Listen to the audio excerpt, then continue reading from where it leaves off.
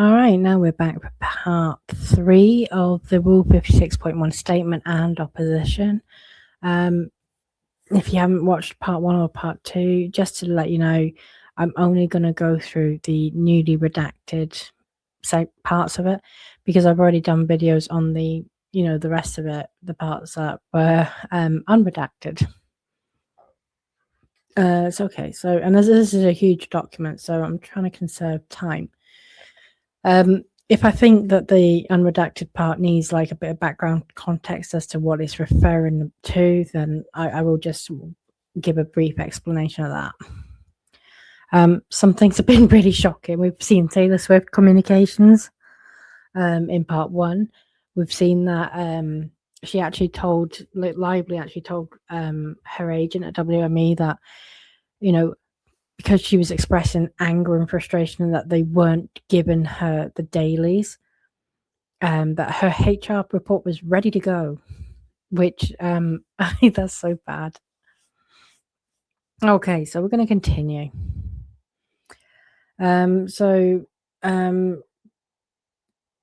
This first part is the Wayfarer's original statement. The plaintiff's response refers to Lively's response to the statement. So hopefully now you'll know the format.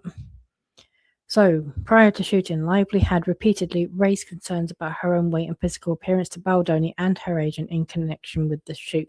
And just to confirm that the unredacted parts, the newly unredacted parts, are the bits that are highlighted. Lively disputes that the document cited support that Lively raised any such concerns with her agent. Undisputed that Lively, weeks after giving birth to her 4th child, asked if there was any chance that body scenes could be filmed at the end of the schedule, to ensure she was able to get in top shape, given that the movie required a certain aesthetic. Lively wrote to Baldoni that she understood he will never personally know all the nuances of the challenges unless you live this physical moment in time I'm in with this physical road ahead, so having your understanding and support to help me pull this off is critical. I mean, that smacks with emotional blackmail. Of course he's not going to understand what it's like to have just given birth to your 4th child. This woman is just ridiculous.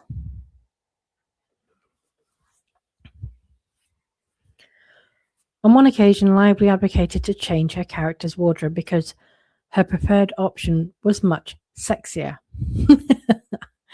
Lively writing, Beanie is much sexier. It's the look. I think this is hot, but you look at me. Undisputed that Lively texted a female Sony producer, Ange Giannetti, that she thought the beanie was much sexier, and subsequently forwarded the text message along to Baldoni.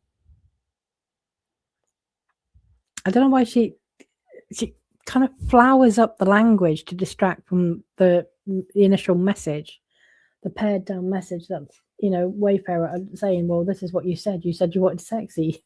In fact, what she's done there is confirm that she told both Ange Giannetti and Justin Baldoni that she wanted a sexier look. Ange Giannetti said that they wanted a sexier look and more sex scenes and more R-rated.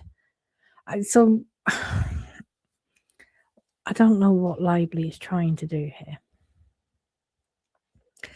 Okay. Lively also commented on the physical appearance of other actors in connection with the project, both before and after issuing these demands.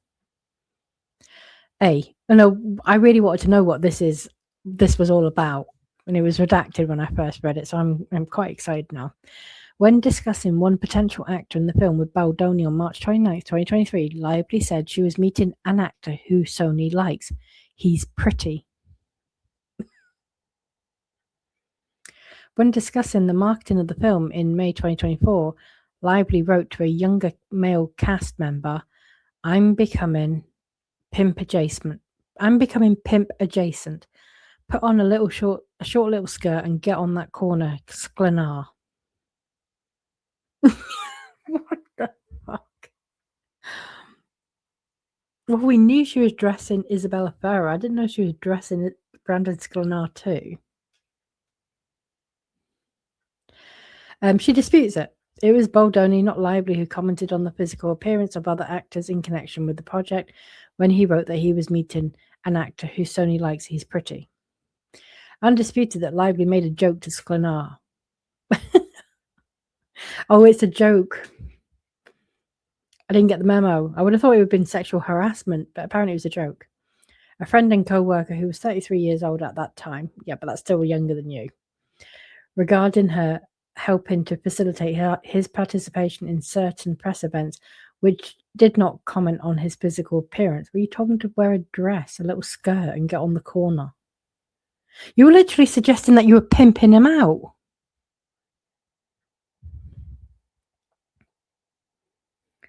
Lively and Jenny Slate, another actor in the film, commented on the physical appearance of another female celebrity while on set. Undisputed that in text exchange with Slate, Lively recalled the following incident. You said you used to stare at celebrities' midsection for hours before you finished, and said what an athlete she was and how remarkable she seemed as a young girl. Baldoni jumped in and said, same, and giggled, then eye rolled when we just looked at him. Oh, right, okay, I see now. So it was all right for them to joke and comment on people's bodies, but if Baldoni tried to get involved or say anything, we have to file a lawsuit for sexual harassment. Right, I'm starting to follow this now. I see how this is. We have the rules, people. Lively herself had initiated hugs with Baldoni. Disputed. The testimony cited does not support defendant's assertion that Lively herself had initiated hugs with Baldoni, or that several members of her staff had initiated hugs with Baldoni. Or we've all seen the behind-the-scenes footage where you do that, actually. Further, Lively testified that the difference with Justin and Jamie is that they would come for the hug every day, and if you didn't hug them, they would become prickly and standoffish and shut down.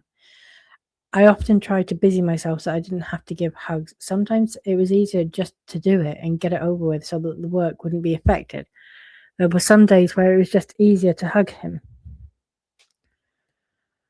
More broadly, all staff members had engaged in large hugging circles. A producer on the film observed that there was a lot of hugging and touching amidst the Wayfarer team. It's just seemingly sort of how they do business and interact with each other. Undisputed, when testifying about a lot of unprofessionalism that occurred on set, he didn't say unprofessionalism. Stone described witnessing people sort of in hugging circles and getting together.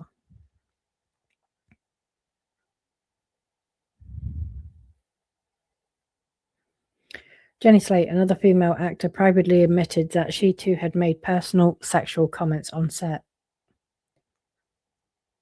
Disputed, the cited source does not support the assertion that Slate made personal sexual comments on set. I mean, they cite Blake Lively's own a document with her Bates number on it. So, and I have seen in part of Jenny Slate's deposition transcript, we don't see it all, but she kind of concedes that she did actually discuss her own sex life.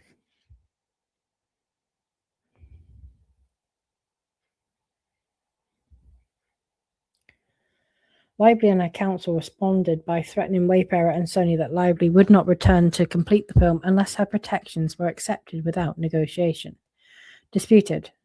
Lively never threatened, but rather put forward a list of protections for herself and for everybody else on the set that needed to be met in order to ensure a safe working environment that Wayfarer's negligence was not providing. I mean, I didn't see anything in that 17-point extortion list that benefited anyone else. So I don't know what she means when she keeps saying, and for everyone else on the set. There was literally nothing there that benefited anyone else. In fact, people got fired because of it, because, part of the request was allowing her to, choose her own composer, her own producer, her own this, her own that. Sony pressured Wayfarer to accede to the protections because if Lively did not return to the set, the film would not be finished or would be unreleasable, and Sony and Wayfarer had already invested and spent a tremendous amount of money for the film. As of November 2023, Sony had invested at least $20 million, and Wayfarer had invested even more. Lively disputes this. Of course she did. The cited sources do not support defendants' assertions that Sony pressured Wayfarer to agree to the return to work protections, or that Sony had invested at least $20 million in the film as of November 2023. Oh yeah, contract writer agreement, of course, the CRA. So that'd be the protections letter. When we were talking about surrogates, I was like, CRA, sorry, and I thought it was it meant it was supposed to be CRD, but I remember now. Oh, it's nearly 1 o'clock in the morning. Okay. In an accompanying email, Lively's counsel stated that the draft side letter contains the list of 17 protections originally forwarded in November. Lively's response: undisputed that it contains a list of protections originally forwarded in November, which we have updated with a few details, pre-approvals, and other minor modifications. Following further negotiations and because of the above-mentioned pressure, which Ange Giannetti seemed to confirm, on or about January 19th, 2024, Heath, acting on behalf of Enzo's movie, signed the CRA as a rider to the long-form agreement that was contemplated in the offer letter. Lively disputes that the CRA was signed due to pressure. I mean, they tried to negotiate, and Lively's lawyer was like, yeah, this is non-negotiable. So what else are you going to do? Wayfarer and Sony had all that money invested in the film. They were halfway through it. If the alternative is the Lively's not coming back, then that I would call that, coercion to sign the thing. Okay. At the time CRA was executed, no long-form agreement had been signed, nor had the terms of any long-form agreement been finalised. Undisputed that the ALA, that's the Actors Loan-Out Agreement, had not been signed, but disputed that the terms were not substantially finalised. Daily prep schedule, detail on Lizzie rehearsals, invoice from Blakeo Inc. to Enzo's movie for LLC for meal allowances and assistant payments from January and February 2024. Email from Enzo's staff stating, please note, we paid for meals/training and the assistant previously. We're shooting in LA on February 7th. We have chartered a jet for Miss Lively's travel on February 5th.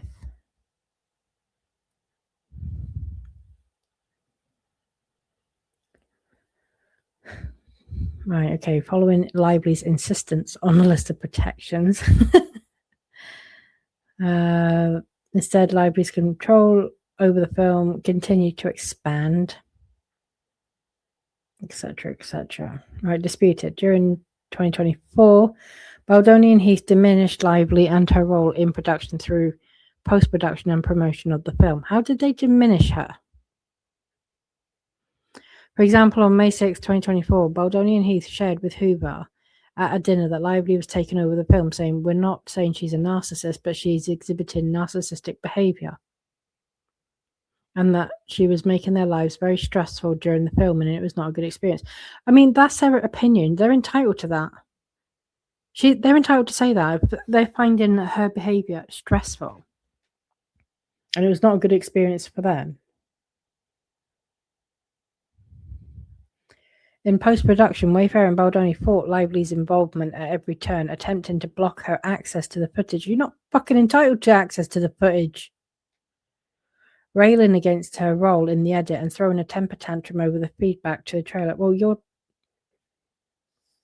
she completely chopped and changed the trailer took all of Baldoni stuff out, practically took Baldoni out. And, she was not entitled to edit. That alone just really bothers me. Like, there's such a sense of entitlement that, these people who were overseeing the movie, the director was unhappy that I was interfering in his post-production and edit of the movie. What gives her the right to do it in the first place? The time that Baldoni had in the editing room was protected and she inserted herself in it.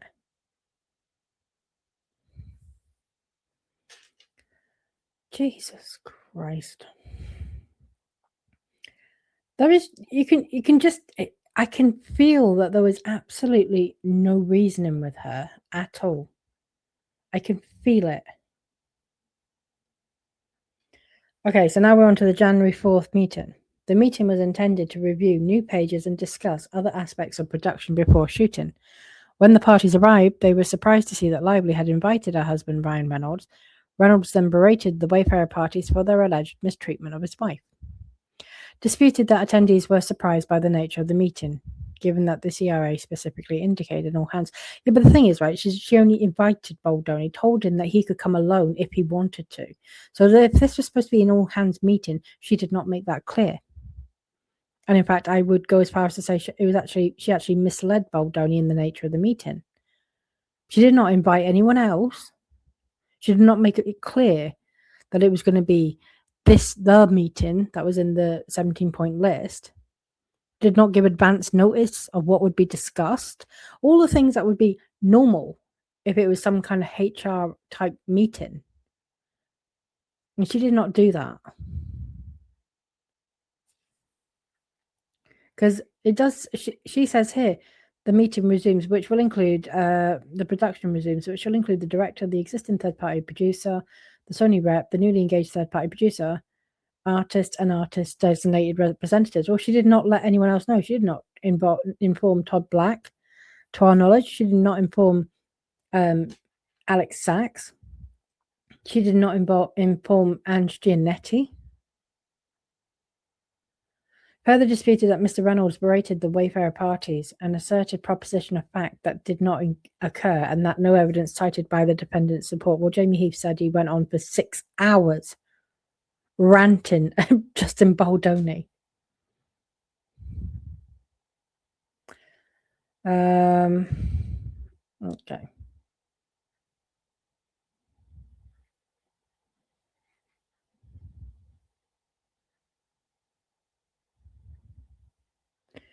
Although the attendees were stunned by the nature of the meeting, they made efforts to assuage Lively's anger, though neither Heath nor Baldoni admitted any wrongdoing. Disputed, Heath apologised for his conduct. Well, he apologised. That's not the same as saying, yeah, you're right, I did all that. It's just trying to calm the situation. I'm sorry if you felt like that. I'm sorry, you feel that I said this or I did that. That's not admitting that he did that thing, though.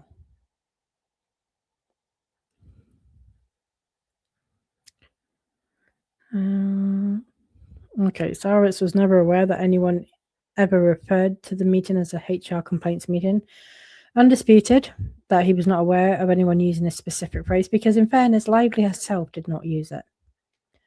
But disputed to the extent that a substantially identical substance was conveyed to Sarwitz in a text chain dated January 5th, in which Baldoni described that in the meeting, Lively read from her phone all of the things that he did, while many of them were based in actual situations. Okay, but surely if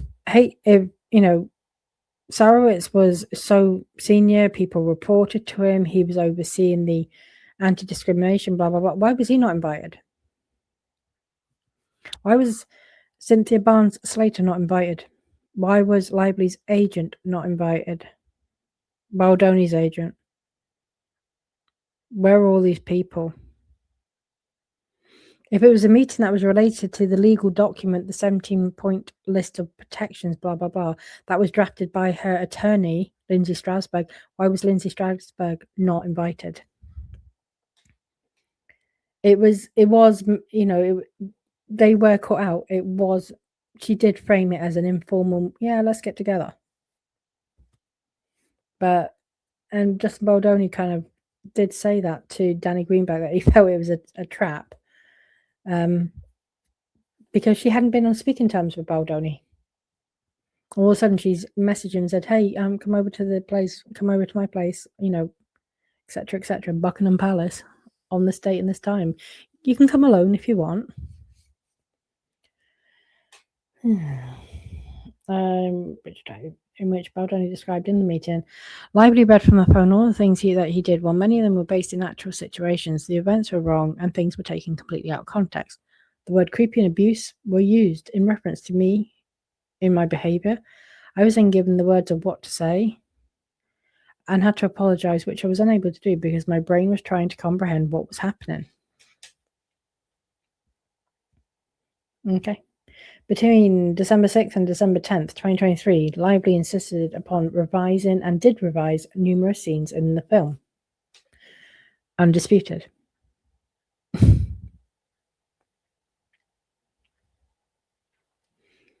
In a revision of a karaoke scene, Lively explained that she was trying to solve the conceptual issue that we had with karaoke, in that karaoke is not a sexy interaction. What the fuck? In her revised scene, a female character ends up in her male partner's clothing, while the male partner is apparently naked. What? Is that when she's wearing Ryan Reynolds' shirt? A direction when Lively's character observes Baldoni's character reads, "This guy has one gear, sex." Later, the characters are described as white-knuckling their sexual tension. Baldoni's character says to Lively's character, "I can't imagine what it would be like to have you, what I could do for you." And this was written by Lively. Karaoke is not a sexy interaction. Fuck's sake. In another December 2023 revision, Lively directed Baldoni's character to say, "I'm a ripped neurosurgeon, for Christ's sake. Have you seen anyone who looks like me who isn't on a daytime soap?" What? Disputed. Exhibit 126 does not include the quoted language, "I'm a ripped neurosurgeon, for Christ's sake. Have you seen anybody who looks like me who wasn't on a daytime soap?" It doesn't say she didn't say it, just says she's just saying the exhibit doesn't say that. Oh, God. Okay. That day, Lively told Slate, "You're coming into a different set. You will find it perfectly professional and sterile and lovely." Undisputed. So now we're talking about the first day of the second phase of filming. 1 week into filming on January 14th, 2024, Lively told Slate that she felt solid. "It's a professional set and we're getting good work." Undisputed. Ooh, this should be interesting. Warren Zavala, Lively's agent, visited the set during the second phase of production with Lively's counsel. Zavala discussed with 2 other executives involved in the film that Lively and Baldoni were successfully collaborating and the executives were feeling great about everything. And we have seen that in some of the text messages, the WME text messages. Zavala has testified that during the second phase of production, it seemed like we were in a much better place, and I think Blake was feeling very positive about the final phase of the movie. Well, yes, she had control of it by then. Undisputed that the quoted language appears in Zavala's deposition, but respectfully refers the court to the deposition transcript for its complete contents, including that Zavala visited the set with Miss Lively's counsel, who negotiated the protections to ensure a safe set in phase 2. So the counsel who negotiated the protections list, who wasn't invited to the all-hands meeting, was invited to the set to ensure a safe set. And that makes no fucking sense. Makes no sense. Why did they redact the point? Like, why did they redact 225? I don't get that. Lively managed the politics and HR concerns on set, acting as an intermediary to keep crew and case, is that supposed to be cast, engaged and safe and on board. Lively also led hiring of a new intimacy coordinator and intimacy doubles and helped to manage the logistics and protections of a closed set. And when there were oversights, I stopped production to make sure the set was safe and complying with all players' nudity riders and contracts. Undisputed that the quoted language appears in Exhibit 39, but Lively refers the court to cited source. Oh, the PGA letter. I'm going to do the PGA letters after this. Then I'll do Lizzie Talbot's because I've been told. I'm getting the feeling that the PGA letters need to be done next because they are just something else. Okay. Lively's letter to the PGA asserts that she had extensive control over the production during the second phase of the filming and thereafter. Exactly, that's why it went smoothly. She had everything she wanted. Among other things, Lively stated, "When we came back after the strikes, I was writing as we were shooting. On round 2 of the film, I would speak to our first AD, Chris Sargent, every night for nearly an hour. Poor Chris Sargent. I was the director's partner in all creative and logistical concerns. I called and led meetings with all department heads, the studio, and the distributor when we had extenuating circumstances challenging our production plan. Oh my God. On or about February 22nd, 2024, Lively told Sony she would not agree to promote the film unless she was permitted to participate in the edit. Now, some of the first part of this, where it's disputed and the cited evidence does not support the evidence, was unredacted, but this next bit wasn't. Lively told Greenstein, that's Josh Greenstein at Sony, that it would be a big problem for her if she was not involved in editing. Oh my God. Which is a very common occurrence in our business, because if an artist isn't comfortable with what's on screen, they have the right not to promote. No, that's not what you're saying. That's not what you said there. It would be a big problem for her if she was not involved in editing. And you just ended up with your own cut. That's not being involved, right? When you go that far and you're having that much control, like there is having a creative input, and there is like, checking that you're okay and saying, hey, do you know what? I don't like that. Can we reshoot, or can we use this scene instead of that scene?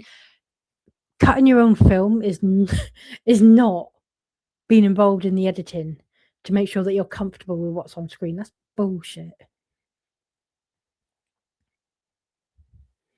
During the ensuing weeks, Lively made extensive edits to the film, trailer, and poster. She disputes that.